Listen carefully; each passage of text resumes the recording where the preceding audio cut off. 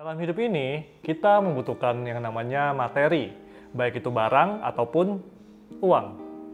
Namun, kita harus tahu bahwa materi ini bisa menguasai kehidupan kita. Materi dapat mempengaruhi kita untuk menjadi baik atau menjadi buruk. Banyak orang yang terjebak dengan yang namanya tipuan materialisme.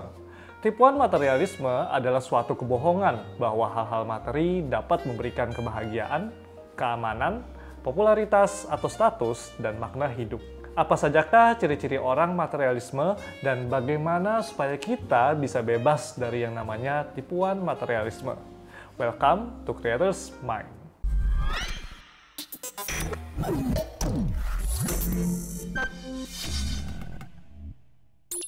Budaya kita memberitahu bahwa hidup diukur dari apa yang kita miliki, apa yang kita pakai, apa yang kita kendarai, dan berapa banyak jumlah kekayaan kita. Seseorang dikatakan berhasil dan bahagia apabila dia memiliki usaha yang besar, rumah yang besar, smartphone edisi terbaru, atau mobil yang mewah. Tapi, kebahagiaan tidak datang dari namanya materi. Kebahagiaan tidak ditentukan oleh berapa banyak barang dan jumlah kekayaan yang kita punya. Orang kaya memakan kangkung untuk kesehatan. Orang yang kurang mampu memakan kangkung karena mereka hanya bisa membeli kangkung itu. Tapi, kangkung tetaplah kangkung, hanya sebuah makanan. Banyak orang kaya yang tidak bisa tidur nyenyak di kasur mewah mereka, sementara ada tukang becak yang bisa istirahat dengan nyenyak di becak mereka. Ada 3 ciri orang yang terjebak dalam tipuan materialisme. Ciri-ciri ini bisa kita lihat dari yang namanya prioritas, keterikatan, dan penilaian. Yang pertama, prioritas. Selalu mengejar materi. Kita semua butuh uang. Uang adalah salah satu bagian yang tidak bisa terpisahkan dari kehidupan kita. Kemanapun kita pergi, biasanya akan mengeluarkan uang, baik secara langsung maupun tidak langsung.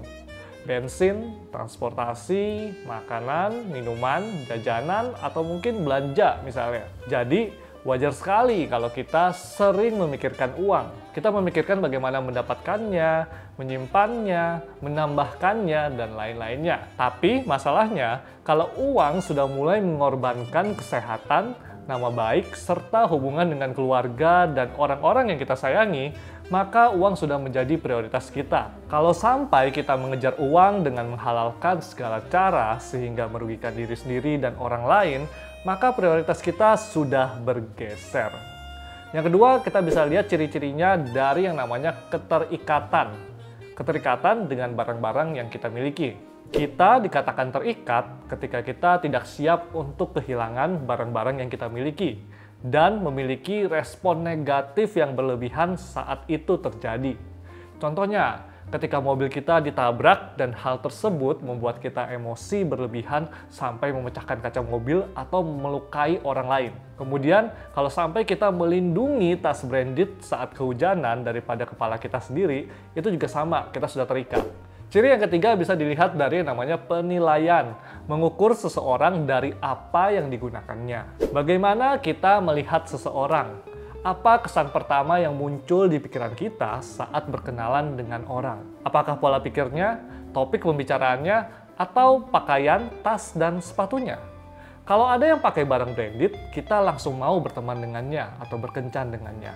Nah, inilah contoh keterikatan terhadap materi. Atau mungkin kita juga suka membanding-bandingkan diri dengan keberhasilan orang lain dan membuat kita menjadi minder.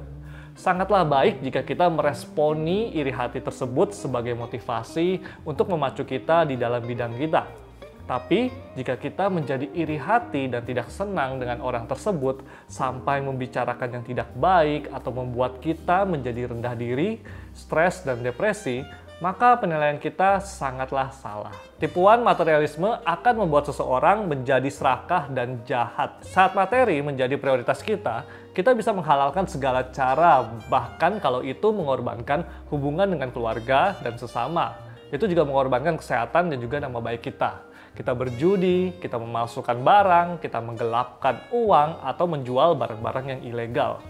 Bahkan, kita bisa juga sampai bersekutu dengan kuasa gelap seperti pesugihan dan lain-lainnya. Tapi, kita harus mengantisipasi kejahatan yang bisa kita lakukan kepada diri kita sendiri dan keluarga kita. Sekarang, bagaimana caranya supaya kita bisa bebas dari yang namanya tipuan materialisme? Yang pertama, kenali nilai diri kita.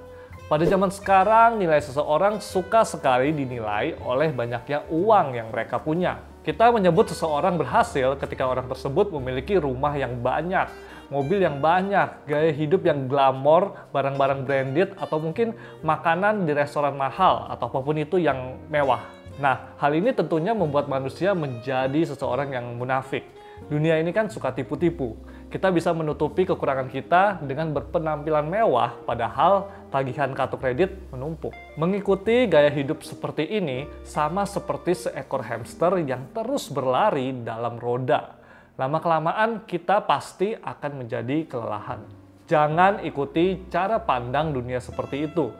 Ingat, kaya miskin seseorang tidak ditentukan oleh gaya hidup kita. Kebahagiaan tidak ditentukan dari kaya miskin seseorang. Yang kedua adalah dengan bersyukur.